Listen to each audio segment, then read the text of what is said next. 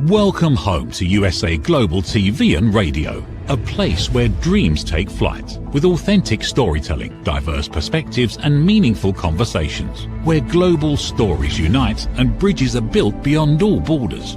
Discover world-class education, entertainment, hope and inspiration.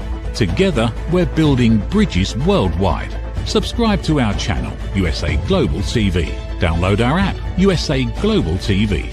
Be our guest or join our team. Visit usaglobaltv.com. Thanks to our founder and executive producer, Dr. Jacqueline Kerbeck. Music score by Yeffy Tang from Cloud Road Music. Voiceover artist Mike Porter. Creative direction by Paul Garcia. USA Global TV and Radio. Your home for global connection. All rights reserved. This video and its contents are the exclusive property of USA Global TV and Radio. Unauthorized use, duplication or redistribution in any form is strictly prohibited. What would you do if success gave you everything you thought you wanted and still left you searching for something more? Welcome to Authentic Achievements, the show where we explore what it really takes to succeed without losing yourself along the way.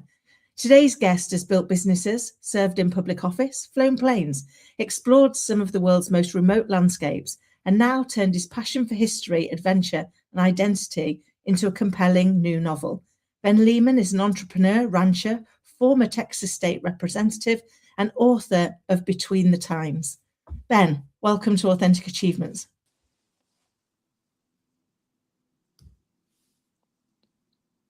Hi, Ben. Hello, Kim. I can see you, but unfortunately, I cannot hear you. I don't see anything that I can do to change that here. Let me just bear with us while we sort out getting Ben's audio working again. But before he comes back in, which we've got the producer working on now, trying to get those parts sorted, I would really like us to start thinking about whether or not we really understand what success means for us. How many of us have driven a goal of success that is something that was given to us? So we need the right car, the right house, the right job, the right income, but that might not necessarily mean that we're able to still feel successful. Many of the clients that I work with have got that far and they still don't feel fulfilled. Ben, welcome back. Yes, thank you. I apologize. I don't know what happened there. I just logged back in and now I can hear you. So perfect. Well, thank you for logging back in. It's lovely to have you here. And I'm so excited to start this conversation. So Ben, when people look at your life, they'll see a businessman, a rancher, a pilot, a politician, an adventurer, now an author. Looking back across all of those chapters, what do you think has been the thread that connects them all? I think it's leadership, and the drive to live, just live life. A lot of people stumble through life. I grab life by the horns and I live it. And I think that experience, my past demonstrates that, but that experience gives me a unique perspective into this novel, Between the Times. I love that. And can I ask, before we delve into the novel, which I really want to get into, was there a moment when you realized that there was that thread there, that thread of leadership? Or did it only become visible looking backwards? No, I've felt that a long time ago. Some of the leadership roles that I've had have been very strenuous and stressful, and required a lot of effort to be successful. And I knew at the time that I was in a very significant leadership role, and that the skill set I developed in that role played a big part in the success of those various endeavors. Amazing. And so the move from kind of that business world, thinking about those entrepreneurial elements, taking those adventures and moving that into fiction, that must have been quite a journey. Can you share that with us a little more? Yeah, sure. It began with a conversation with my mentor, John Denson. He was on his deathbed. He was dying of pancreatic cancer, and it was our last conversation. And he was clear he was not going to continue living at that time. And at the very end of the conversation, he started to fade in and out of consciousness. And so I said my goodbyes and I left.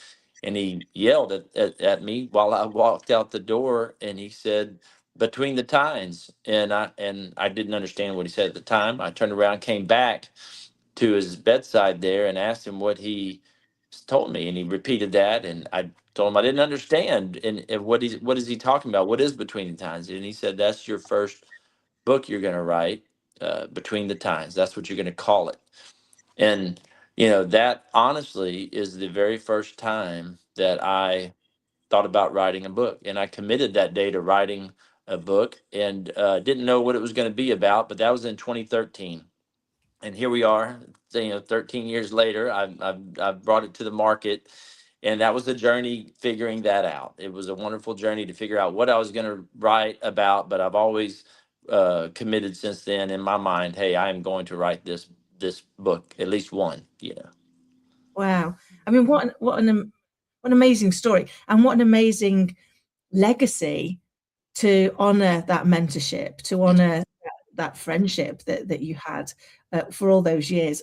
And they often say, I believe, that there is a story in all of us, and sometimes we just need that divine intervention almost to to bring that out. And I mean, there couldn't be any more divine intervention than somebody yelling the title at you as the last thing that they're going to say, as their ending to that relationship. But how did you go from taking that commitment? So you committed in that moment, you absolutely were honoring the fact that this is what you were going to do in legacy for that friendship. But how did that manifest into what happens next? Because for those people listening and watching, they might have a book in them, but how to get it out is often the problem, isn't it? Yeah, absolutely. At first, I really believed that the role was going to be more, or the book was going to be more about leadership, because of my background in those various leadership roles.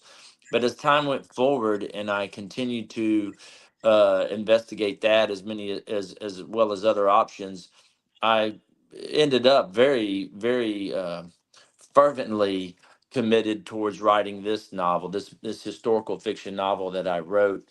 And the reason, and it started with a little bit of family research. I was really just interested in my own roots and my own ancestral roots, and it led me to Scotland, where the story quickly branched out, and like a roots in a tree, they just went in, the story went in all kinds of directions, and was very meaningful, very, very, very impacting to the world history, in this broader story at this particular time in the 1640s, which is when it takes place. And so that's when I hooked on to this. That's really when I really understood the broader story that really hasn't been told before in this fashion.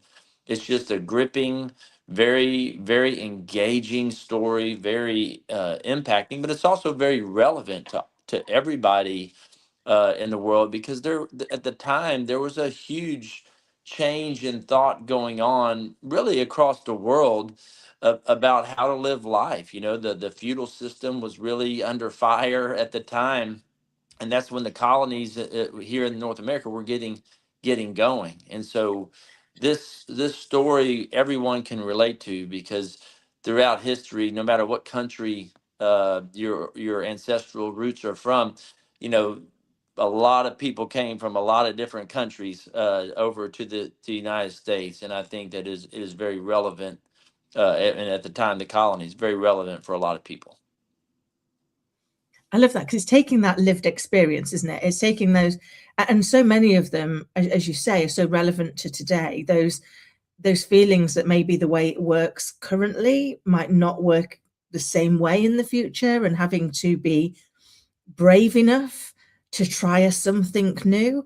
Actually going back in our history, going back and looking at what's happened to our ancestors and to their ancestors, shows us time and time again that we've had to face these things before.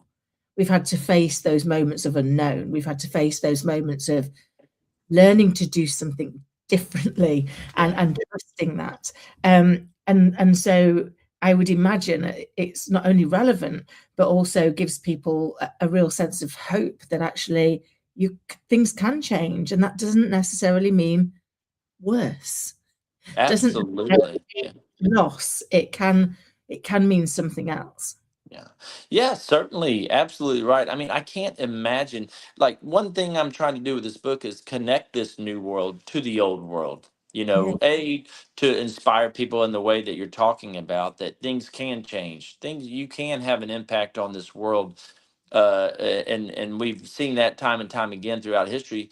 And B, but learning where we came from, so you don't repeat history, right? Why did the evolution occur? And so we don't just go right back to the same type of thing. Maybe it might be a different form, but it can be equivalent, so just to be able to see it better. So that is absolutely right.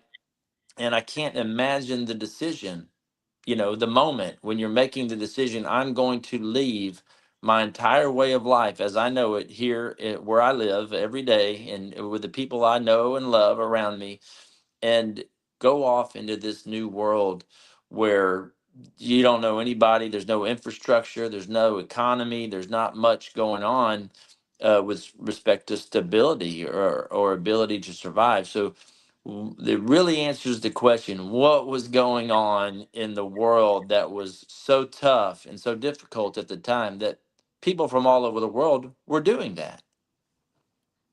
It's such an interesting way of looking at it, because I think, what I love about what you've done with it, with this being, particularly with it being a fiction story, is take some of those really big concepts and make them accessible.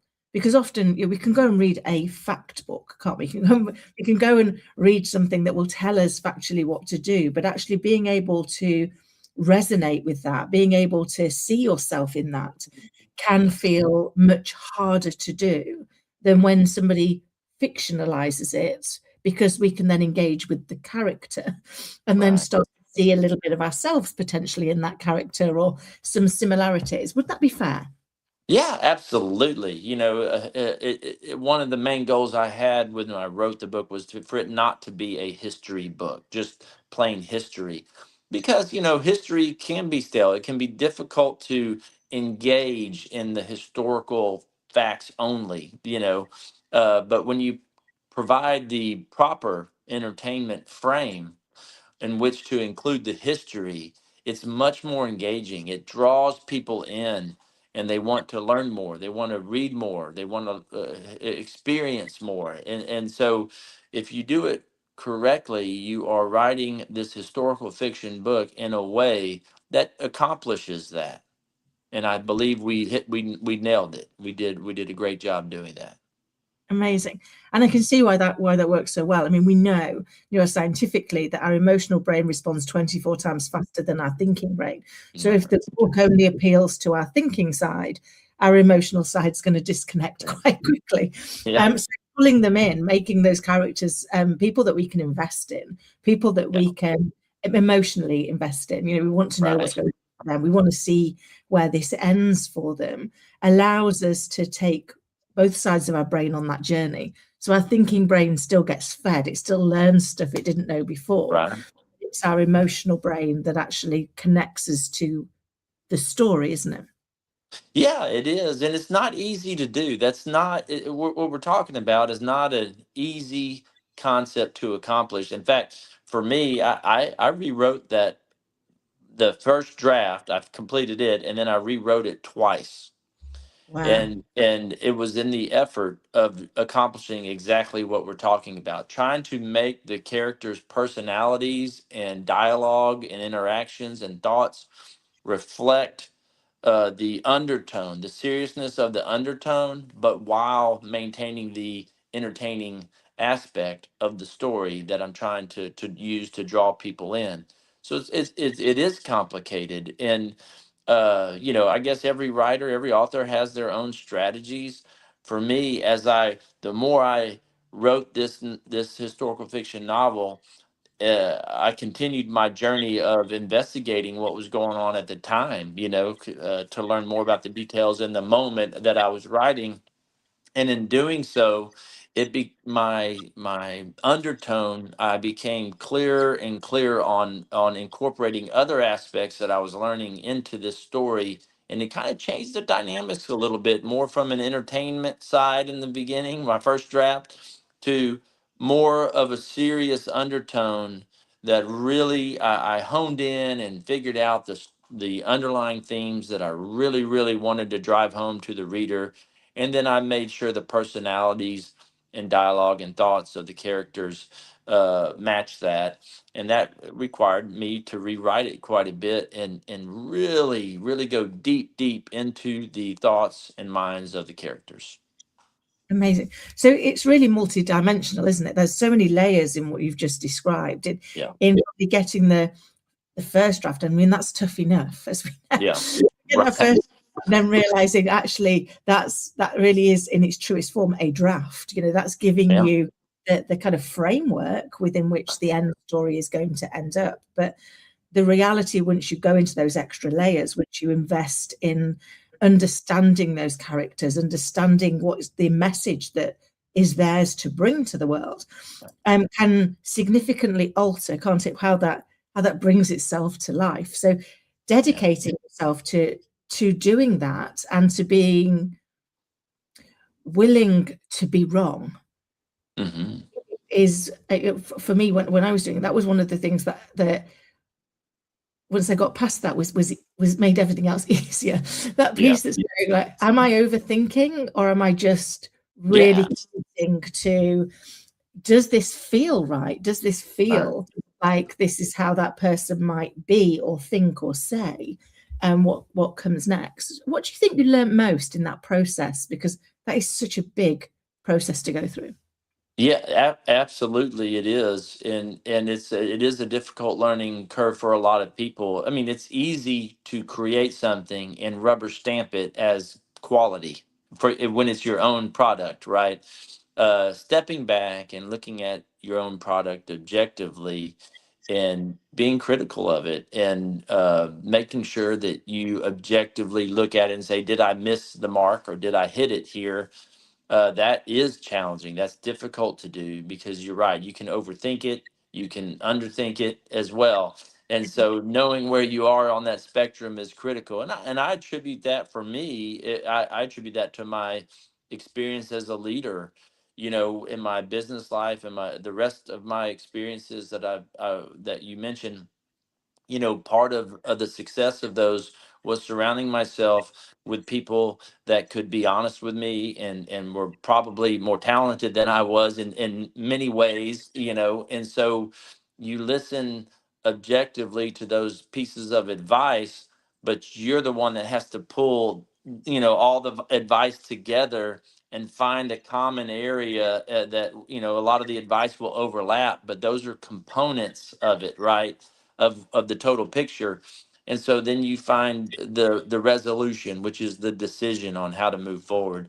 And it may not look like any of them individually, but it can be a result of a combination of them, or it can be a combination of them. So the same thing applied with my writing. You know, I did have some beta readers that helped me assess my abilities to meet the mark, you know, to hit it where I wanted to hit it.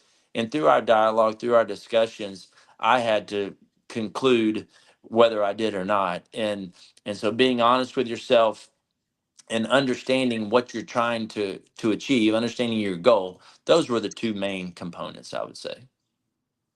Amazing. And there's so much in that I'd like us to get into and unpack. We are about to take a brief break to hear from one of our sponsors. And when we come back, what I'd really like to delve into is how you learned that. You know, you made it sound so simple, and yet I know from experience is not that simple. Being able to take all of those threads of information, all of those opinions that are there, and to be confident enough to make a decision when clarity might not always be fully there. We might not be as clear as we would like it to be. It's not always as nice as there's path A and path B. We can see which they are. There's twists and turns along the route. So when we come back shortly, I would love to delve into that a little bit more deeply with you, Ben. Yeah, you bet. Look forward to it. Fantastic. See you in a minute. Every great story begins with a vision. At USA Global TV and Radio, for years, we've been providing world-class education, entertainment, inspiration, imagination, connections, and hope.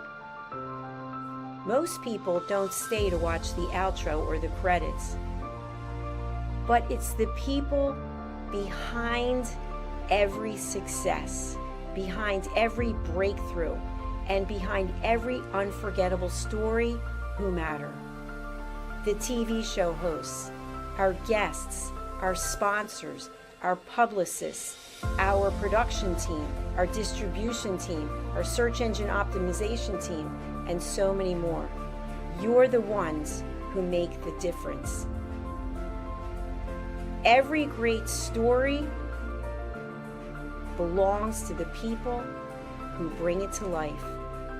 Our future looks bright at USA Global TV and Radio, and that's because of you, our loyal fan base all around the world in more than 60 countries. Together, we're making a difference because you matter.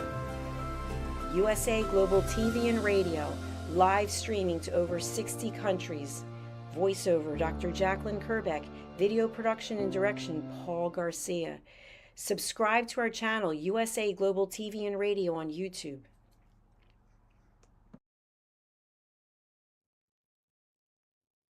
Amazing. Thanks to our sponsor and to the fabulous Dr. Jacqueline Kerbeck, who is the founder and chief listening officer here at USA Global TV and Radio. And that segue really is perfect for bringing Ben back in, because as we've just seen in that short advert, the story starts with a vision and belongs to the people that bring it to life. So Ben, before we went to that quick commercial break, we were talking about that. How do you gain the confidence to take the decision that might not be so clear? You know, when you're starting off with the journey of writing your book, as you've shared before, it didn't end in the way that you first thought it was going to end. It didn't end up there. You had to gather information along the way from your own thinking, from your own research, but also from feedback from people that were reading bits of it and sharing their thoughts, their ideas, I guess their takeaways from it. So how do you go about sifting through all of that information, which, as you said, probably comes from your skills as a leader, sifting through that information to be able to make the decision with confidence, even when there isn't necessarily clarity? Right. I mean, so what I did is I treated it just like my business background, you know, how I ran my company, which is we were a manufacturing company that I started and built up, and we built it to a pretty sizable entity. And in that endeavor, you know, there's no more valuable feedback, no more accurate feedback than your customers, right? Your customers are going to tell you, I like your product or I do not like your product.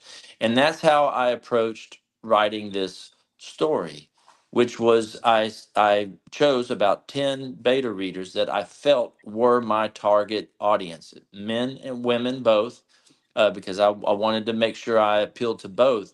And they all had different opinions. It wasn't like they all said the same thing. Everybody's looking for different results of or different lessons they're learning or different takeaways from the novel. So it was my job to take their input, combine it with my own honesty and an objective assessment of what I felt I was doing, and then make adjustments accordingly. And that is what I did. Sifting through it, I did not take everybody's advice. You know, you end up with a jumbled mess. You can't you'll lose focus of your goals if you take everybody's advice on everything. So I had to sift through that, like you said, find the commonalities, find the overwhelming evidence. If all of your customers are saying, hey, you missed the mark with this character, hey, you missed the mark with this character, you know, you probably missed the mark with that character, whether you believe you did or not. You may not understand it, you may not realize it, you may not get it, but you missed the mark. And so that was my approach, and that's how I reconcile all of that and produced various drafts to end up where we were at. Amazing. I love that. And I love you particularly that, you know, the one you've just shared with us, if you've missed the mark with that character, because one of the things I'd love your take on this, that we can sometimes do is there's assumed knowledge. We've lived with it so much, whether that's in the business world or whether it's in writing. We've been living with the information for so much that we think it's clear to all, when in reality, there's some assumed knowledge that we have that the other person needs for them to be able to meet the same conclusion. Would that be fair? More than fair, more than fair. I would add to that, I think there's assumed knowledge that when you're writing various drafts and you've thought through this story so deeply and so broadly, you have all the circumstantial, evidence, all the surrounding knowledge that's there. But you also, which is what you're referring to, where you also get confused. It's confusing when you rewrite drafts and you had something in your story and then you take it out, right? You take it out, and when you take that component out, you have to go through the story and remove every reference to that component that you took out in the thread of the story. So you know you're sitting there, and through time, and you make a lot of changes, you lose track of, well, wait, did I take that out, or is that part of the story, is it not? So you that assumed knowledge you're talking about gets commingled with components that have been removed that you might even forget are removed. And so having a fresh set of eyes coming in and saying, hey, how did you get from point A to point B with this character? It's not making sense to me, so it's those types of things that help. Absolutely. So it made me smile. It reminds me of many years ago, an old tutor of mine was like, Kim, beware rabbits out of hats. And because I would have removed some of those things, but not removed them all the way along, as you say. And therefore I'd go A to Z and they'd be like, yeah, I'm lost as the reader. I'm lost. Right. Right. And we've possibly all been in that place, haven't we, where we're reading a book, and let's stick with fiction. We're reading a fiction book, and all of a sudden something crops up, and you're like, where did that come from? Yeah. And then I have to go back a few pages in case I missed it. I'm like, did I not read that properly?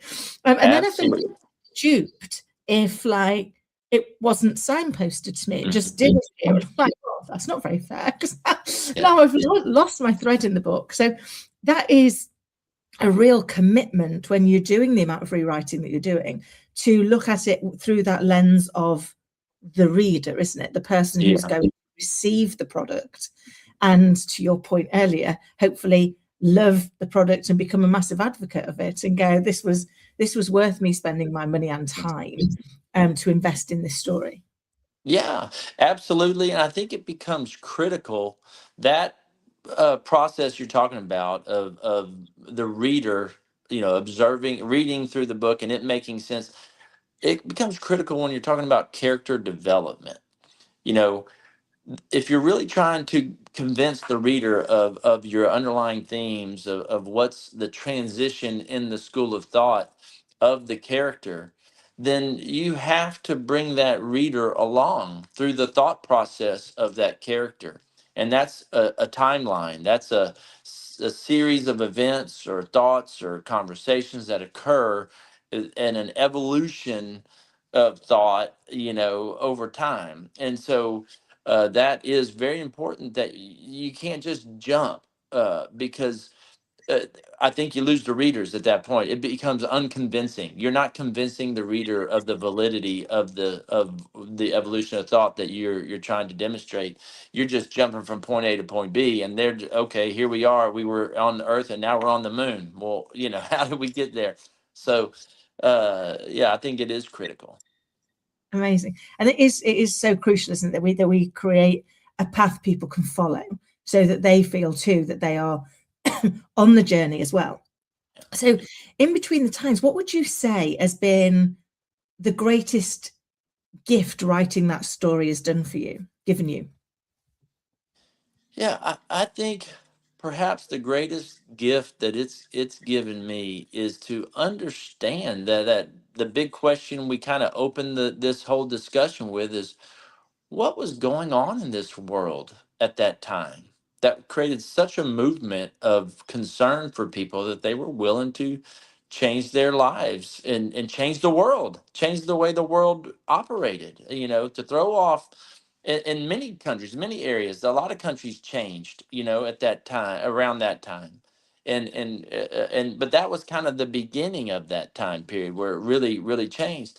And so this was kind of the spark that kind of ignited that in many ways. That was my biggest takeaway, and understanding today where we are as a world. I mean, I think everybody understands and would agree that as a world we have more freedoms and opportunities today than we did in the 1640s.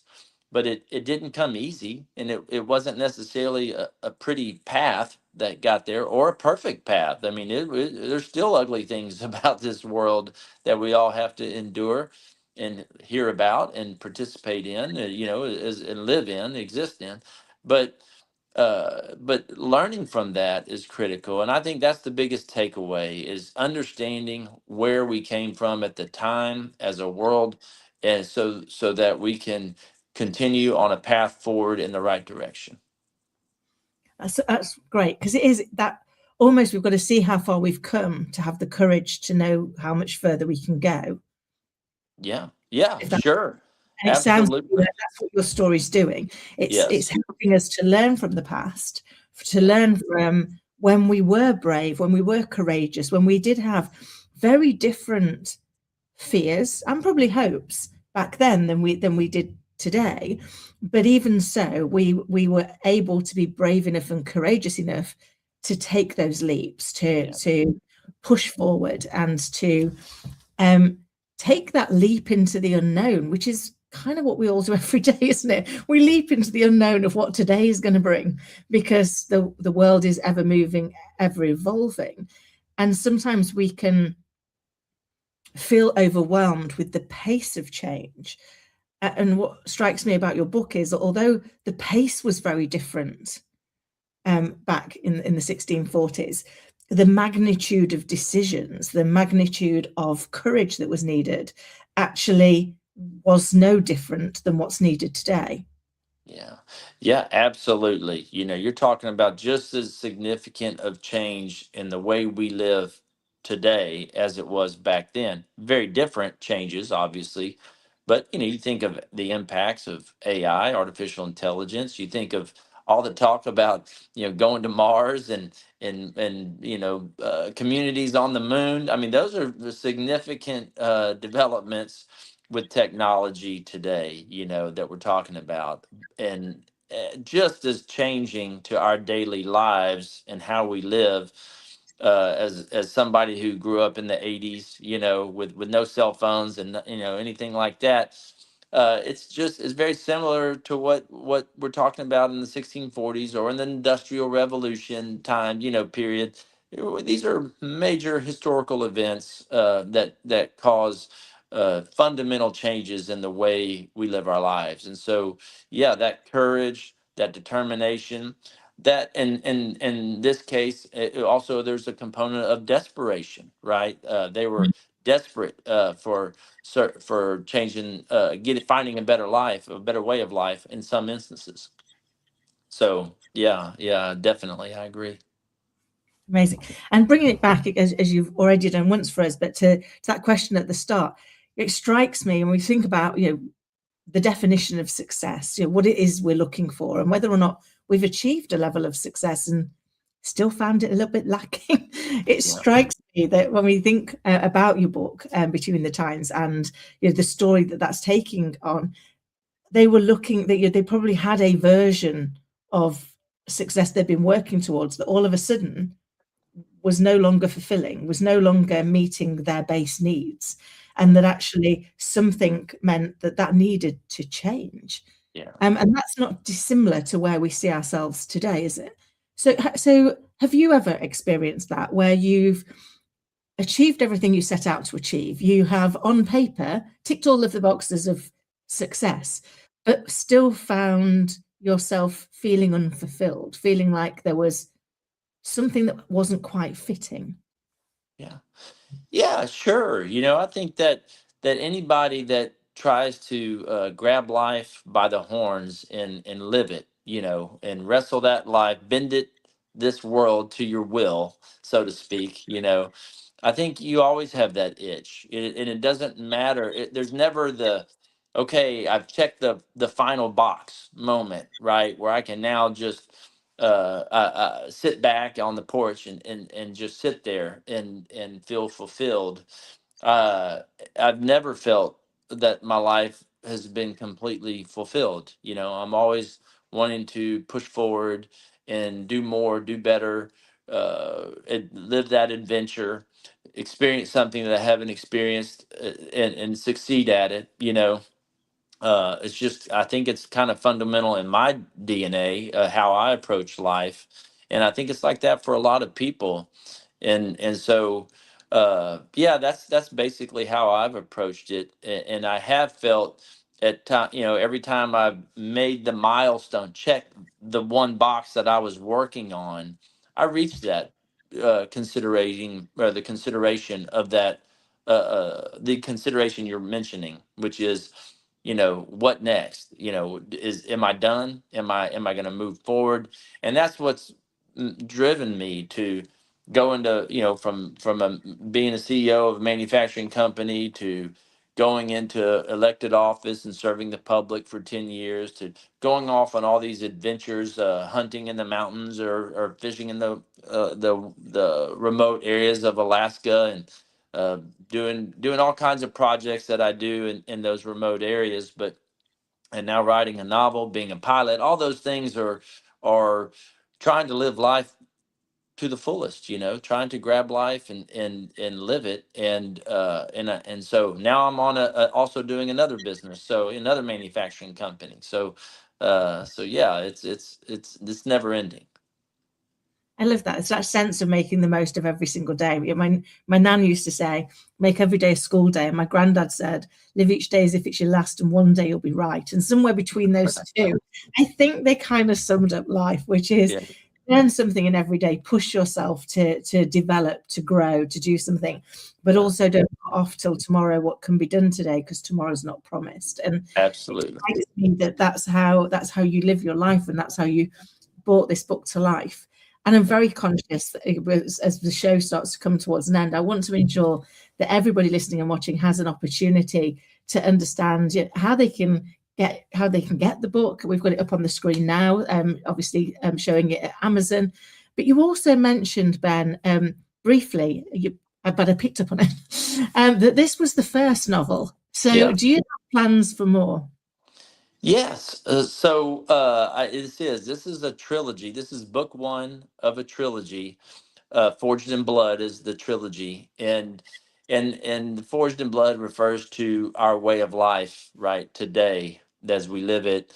It did not come easy, and it was through a lot of tremendous effort and sacrifice from a lot of people around this world. And so, Between the Times is book one. Book two, I'm currently in the researching phase of, and it's Behind the Mask is what it's called. That's the title of it. And it will pick up where book one left off and continue this journey forward in a very different way. But so it's not going to be like, a similar read of all the environment of things of nature in which the story takes place, but it's going to be just as engaging in a very different way. And so some of the characters from book one will continue to develop in book two, and there'll be other characters that are involved and take a bigger role in book two, but it's going to be just as exciting, just as engaging, and thrilling. So I'm working on the outline phase of it. I have started it, the beginning of it, and but I'm really still in the heavy research phase of it. Amazing. Ben, thank you so much for coming on and sharing Between the Times, and also sharing what comes next. And I hope that you will come back and share with us when the second book of the trilogy and again the third are available for people to read. So thank you so much for being so generous with your time, your story, and your learnings. I appreciate it. You bet. And it's benlemanauthor.com. That's where you can go on and follow my social media or learn more about the book. benlemanauthor.com. Perfect. And all of those links, including how to get the book, are in the notes below. So if you just have a look directly below where I am now, you'll be able to find all those ways to connect with Ben, to get the book, and to get involved in Between the Times and the start of that trilogy. To everybody listening and watching, I hope you found today's show to be as interesting, thought-provoking, and inspiring as I have. And until next time, take care. People are searching for experts every day. Are they finding you, or are they finding someone else? Every day, professionals are building authority through media. We've already built the platform. USA Global TV and Radio. Over 14,000 shows streamed to over 60 countries. This isn't about becoming famous. It's about leverage, visibility, credibility, opportunity. One interview, one conversation, one show, repurposed into content, connection, and business growth. Most people assume hosting a TV show requires a studio, a production team, and a massive budget. Our television packages begin at $1,500 US per month. Professional production, global distribution, replay visibility, built for voices with something to say. I'm Dr. Jacqueline Kerbeck, and if this resonates with you, we should talk. USA Global TV and Radio, all rights reserved. Contact us at info@usaglobaltv.com. How much of your value have you been giving away?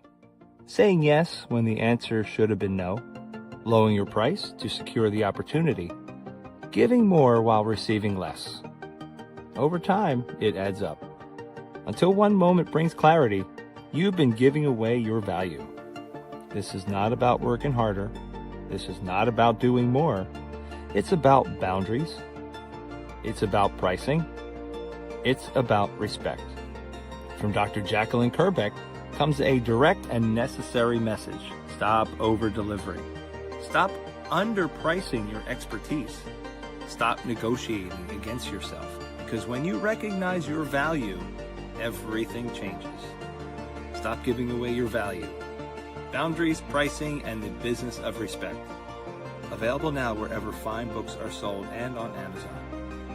A film by USA Global TV and Radio. Executive producer Dr. Jacqueline Kerbeck. Videographer and cinematic production Paul Garcia. Voiceover by Ed Wargas. Stop giving it away. Start owning it. Thank you, viewers and listeners of USA Global TV and Radio, for joining us today. We're honoured to have your time and attention as part of our global community. At USA Global TV and Radio, we believe in the power of authentic conversations, meaningful connections, and creating a world of possibilities together. Want to be part of something bigger? Join our team of elevated listeners at usaglobaltv.com, a space where your voice matters and your ability to listen transforms relationships. Stay connected with us across all our platforms for thought-provoking discussions, expert insights, and empowering stories. Subscribe to our channels at youtube.com/c/USA Global TV. Follow us on social media and explore the endless opportunities we're creating for growth, learning, and inspiration. Together, we're not just broadcasting, we're building bridges and changing lives one conversation at a time. For inquiries, contact us at info@usaglobaltv.com. Produced by Executive Producer and Director Dr. Jacqueline Kerbeck. Voiceover by Mike Porter. Creative direction by Paul Garcia. All rights reserved. Visit usaglobaltv.com to view our full terms and conditions.